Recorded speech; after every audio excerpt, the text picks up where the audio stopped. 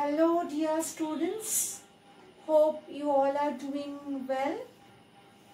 COVID-19 has made our lives really terrible, but still we have to move on with our studies. I am AG ma'am. Today I have come to teach you a poem from your second unit test syllabus, that is Mild the Mist Upon the Hill by Emily Jane Bronte. We will read the poem today. So let's start the poem. Mild the Mist Upon the Hill, Emily Jane Bronte. Let's have a look at the poet's introduction. Emily Jane Bronte, 1818 to 1848, was an English poet and novelist, best remembered for her only novel, Wuthering Heights, long considered a classic of English literature. Now, in this poem, the blue mist that surrounds the distant mountains reminds the poet of the happy days of youth and childhood that she has left behind. As she describes the landscape, she shifts from the present moment to the past and then to the present again. So you can see while writing this poem, the poet becomes nostalgic. She has remembered about her childhood days, and once she has shifted back to her childhood days, and then again she has come back to her present days while she is remembering the days of youth. So let's now start the poem. Mild the mist upon the hill, telling naught of storms tomorrow.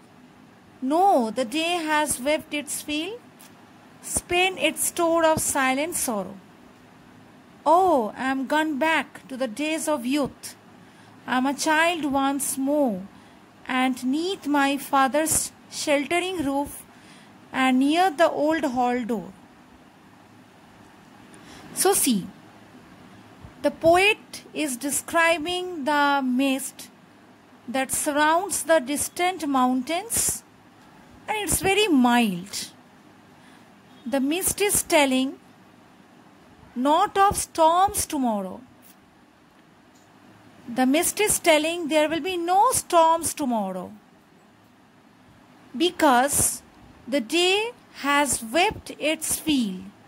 Fill means full here. The entire day it had been raining. So it has spent its store already of silent sorrow. It has already cried. It has been already crying. So the entire day it has been raining, and in this way the day has spent its store of silent sorrow. So there will be no storms anymore. Now the second stanza. Oh, I am gone back to the days of youth. So the poet once again has gone back to the days of youth, and where she thought herself as a child once again. And she could see herself standing under the sheltering roof of her father's house, where she is very safe and secure, where there is an old hall door, and she is standing there. She could feel that she is standing over there near the old hall door. Beneath the shelter, neath is the old form of beneath. Beneath the sheltering roof of her father's house, near the old hall door, she thought herself as a child, because she has gone back to her childhood days. Now the third stanza. I watch this cloudy evening fall after a day of rain. Blue mists, sweet mists of summer pale the horizon's mountain chain. Now the poet has come back to the present days again, where she can see the cloudy evening is falling, an evening full of clouds after a long day of rain. Now she has described the mist as blue and sweet. Here pale means thick cloud, where the thick cloud and the mist have mixed together, and it has surrounded the horizon's mountain chain. Mountain chain could be seen over the horizon.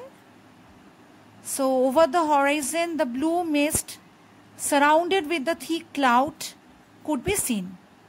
Now the last stanza.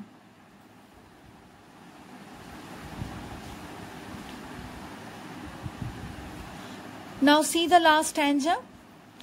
The dam stands in the long green grass, as thick as morning's tears, and dreamy scents of fragrance pass that breath of other years.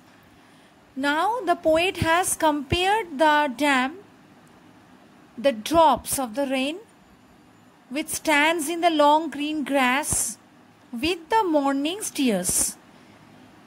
She wants to personify that the drops are as thick as morning's tears.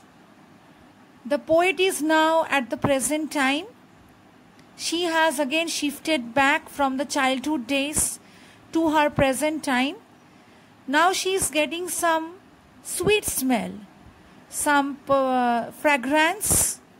She is getting some smell which again reminds her of her childhood days, which she has already left behind.